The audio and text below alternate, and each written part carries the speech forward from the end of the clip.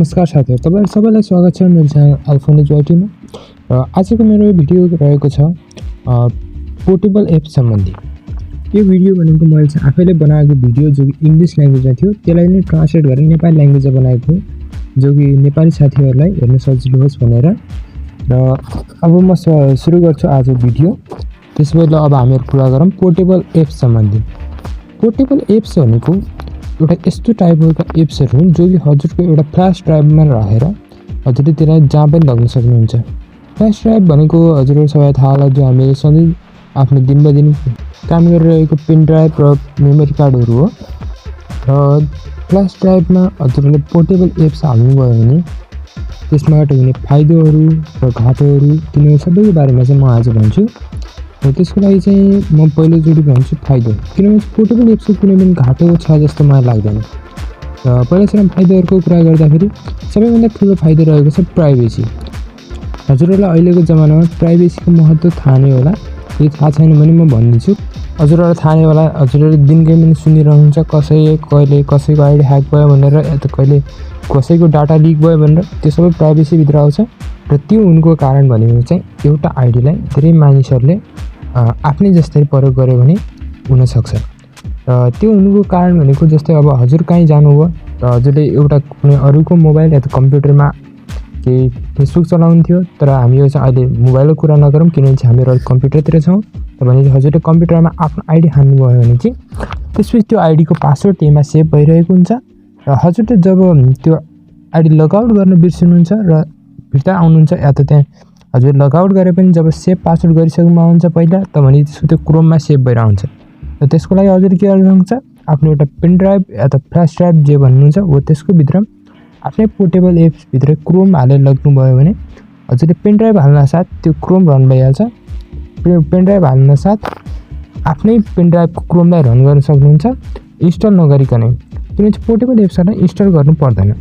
तिनीहरुको मुख्य फाइदा भनेको पोर्टेबल एप्सहरुलाई इन्स्टल नगर्नुपर्ने कारण भएको कारणले उनीहरुले कम्प्युटरको स्टोरेज खाँदैनन्, तर र्याम भनेपछि चाहिँ युज गरिरहन्छन्, तर बस स्पेस चाहिँ युज गर्दैनन् भन्ने हो।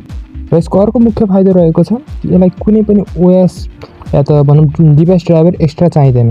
यसले चाहिँ जुनसुकै पनि ओएसमा काम गर्छ। र त्यसपछि यो चाहिँ पेन ड्राइभ जस्तै हालेर आफ्नो डेटा एक्सेस गर्नुहुन्छ, त्यसै गरी यो प्लग एन्ड प्ले सिस्टममै काम गर्छ। त्यसपछि अब म यसलाई चाहिँ आफ्नो फ्ल्यास ड्राइभमा इन्स्टल गर्ने तरिका भन्छु। त्यसको लागि चाहिँ म आफ्नो एउटा पेन ड्राइभमा देखाउने आएको छु। र त्यसमा चाहिँ त्यो पेन ड्राइभ पहिलेदेखि गरिसकेको छु, त म एकछिन पहिला त्यसका सबै त्यो फाइलहरूलाई चाहिँ एउटा नयाँ फोल्डर बनाएर राखिदिन्छु, जसको कारणले कि हजुरलाई सजिलो होस् र त्यसपछि बुझाउन पनि मलाई सजिलो हुन्छ र हजुरलाई बुझ्न पनि सजिलो हुन्छ। ल म स्टार्ट गर्छु अब। त हामीहरु पहिला सुरु जाम आफ्नो ब्राउजरभित्र। हजुरहरुले चाहिँ आफ्नो ब्राउजरभित्र गइसकेपछि portableapps.com भन्ने वेबसाइटमा जानु होला। अनि त्यसपछि चाहिँ मैले चाहिँ पहिले सर्च गरेर राखिसकेको थिएँ। हजुरले चाहिँ सर्च गरेर राख्दा हुन्छ portableapps.com। त्यसपछि चाहिँ डाउनलोड नाउमा जानु होला, किनभने चाहिँ हामीलाई सिधै exe फाइल डाउनलोड गर्ने हो। त हजुरले यहाँबाट डाउनलोड गर्नु होला। मैले चाहिँ गरिसकेको छु। यो धेरै छैन, यो 5-6 MB को मात्र छ, तर हजुरलाई गाह्रो हुनेवाला छैन। त गरिसकेपछि चाहिँ हजुर आफ्नो फाइलमा आउनुहोस् र त्यसपछि हजुर डाउनलोड गरेको कहाँ छ त्यहाँ गएर हेर्नुहोस्। यो चाहिँ हजुरले हेर्न सक्नुहुन्छ मेरो न्यू फोल्डर भनेर छ। मैले चाहिँ त्यसभित्र चाहिँ आफ्नो सबै पुरानो फाइलहरुलाई राख्दैछु, त्यसको कारणले म डिलिट पनि गर्न चाहन्थिनँ अहिले।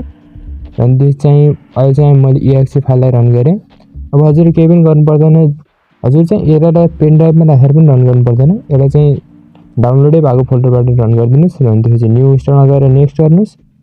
अपग्रेड नगर्नु होला, सिधै न्यू इन्स्टलमै जानु होला। र चुज चाहिँ माथि पोर्टेबलै गर्नु होला। र यहाँ चाहिँ लोकेसनमा चाहिँ हजुरले आफ्नै पेन ड्राइभको लोकेसन दिनु होला, नत्र काम गर्दैन। यदि के अरू छ भने त्यो पेन ड्राइभमै जानु होला, किनभने चाहिँ यो हजुरलाई गर्नु पर्दैन, किनभने चाहिँ यसले आफै नै डिटेक्ट गरिरहेको छ पेन ड्राइभलाई। यदि डिटेक्ट गर्न भने नि हजुरले चाहिँ ब्राउजमा गएर चेन्ज गर्नु होला लोकेसन। त्यसपछि अब यो प्रोसेस हुँदैछ। मैले चाहिँ एकछिन फास्ट फरवर्ड गरिदिएँ। डाउनलोड भइसकेपछि हजुरले हेर्न सक्नुहुन्छ यो साइडमा आइसकेको छ उसको पोर्टेबल एप्सको आइकन देखाउने लन्चर।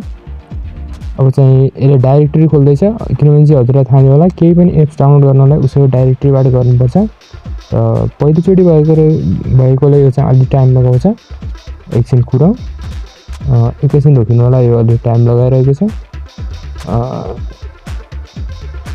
छिटो भइदियो हुन्थ्यो। र अनि हजुरले मुख्य कुरा भनेको के भन्दाखेरि पोर्टेबल एप्सबाट हजुरले चाहिँ आफ्नै कम्प्युटरमा पनि कुनै पनि एप्सहरूलाई इन्स्टल नगरेर चलाउन सक्नुहुन्छ। डाइरेक्टरी खोलेर हाम्रो अगाडि आइसकेको छ। अब चाहिँ डाइरेक्टरीबाट हजुरलाई चाहिने एप्सहरू क्लिक गर्न सक्नुहुन्छ। म चाहिँ अब एउटा सबैभन्दा सानो एप चाहिँ क्लिक गर्छु 1 MB-को र अनि चाहिँ इन्स्टल गरिदिन्छु। र इन्स्टल गर्न चाहिँ पोर्टेबल एप्सको बहुत टाइम लाग्छ, धेरै त होइन। न्यू इन्स्टलेसनको लागि कमसेकम 10-15 मिनट लाग्छ। त्यही भएर चाहिँ म सानो फाइल मात्रै युज गर्छु, धेरै ठुलो फाइल चाहिँ डाउनलोड गर्दैन। र मैले चाहिँ सानो 1 MB-को फाइललाई डाउनलोड गरेको थिएँ, म त्यो देखाइदिन्छु हजुरलाई खोल्दा। त्यहाँभित्र हुनसक्छ त्यहाँ आइसकेको छ डेभलपमेन्टभित्र। त्यो के हो मैले आजसम्म युज गरेको छैन, त्यही भएर चाहिँ मलाई यसको बारेमा थाहा भएन। खोलेर हेरौँ के रहेछ। यो हेर्दाखेरि चाहिँ मलाई एमएसएडको अल्टरनेटिभ एप्स हो कि जस्तो लाग्यो। म हेर्छु के रहेछ एकछिनमा टाइप गरेर चेक गरौँ क्या भनेको। अलि साइज बढाऊँ भनेको मैले भेटाएन। म चाहिँ त्यसपछि बढाउँछु, त्यसपछि म चाहिँ टाइपै गरेर चेक गर्छु। अर्थ गर्दैन, म त्यो सब्सक्राइबै लेख्छु। सब्सक्राइब पनि गरिदिनु होला यदि भिडियो राम्रो लाग्यो भने चाहिँ। अहिले चाहिँ म सेभ गर्दैन, म चाहिँ अहिले बस टेस्ट मात्र गर्न आएको थिएँ।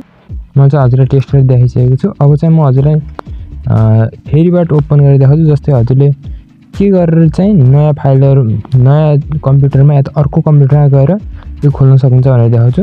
त्यसलाई चाहिँ पहिला सुरुमा हजुरले चाहिँ आफ्नो पेन ड्राइभको लोकेसन जानुपर्ने हुन्छ। पेन ड्राइभ हालिसकेपछि अनि त्यहाँ चाहिँ स्टार्ट भन्ने बटन देखाउँछ र चाहिँ त्यो स्टार्ट भन्ने बटनलाई हजुर क्लिक गर्नुभयो भने हजुरको लन्चर खुलिहाल्छ।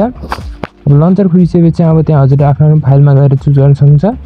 र अनि त्यो चाहिँ नयाँ एप्स डाउनलोड गर्नको लागि चाहिँ एप्स भन्ने आइकनबाट गएर हजुरले अब त्यहाँबाट चुज गर्नु होला गेट न्यू एप्स गरेर।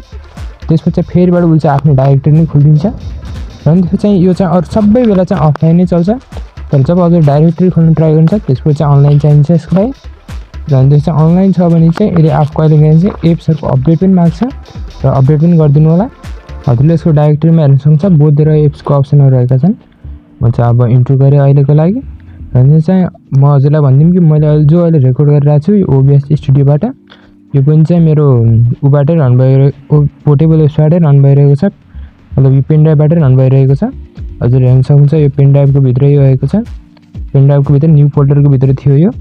र अनि चाहिँ हजुरलाई यही भिडियोलाई इङ्ग्लिसमा हेर्न मन लाग्छ भने माथि आई बटनमा क्लिक गर्नु होला। र अनि त्यसपछि चाहिँ सँगसँगै यदि हजुरलाई सी प्रोग्रामिङमा इन्ट्रेस्ट छ भने चाहिँ पनि माथि आई बटनमा गएर हेर्नु होला। त्यहाँ चाहिँ मैले अहिले चाहिँ सी प्रोग्रामिङको चाहिँ कोर्सहरू निकाल्दैछु, तिनीहरूलाई चाहिँ हेर्नु होला।